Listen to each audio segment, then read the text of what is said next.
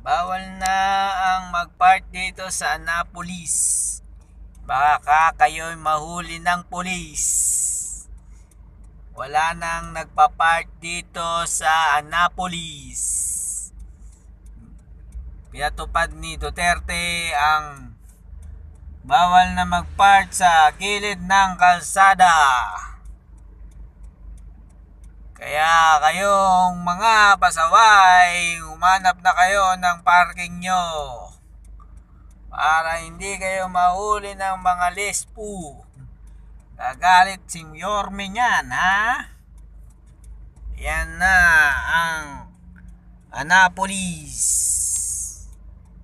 Para hindi kayo mapapulis, ilagay nyo ang inyong sasakyan sa tamang lugar. Okay?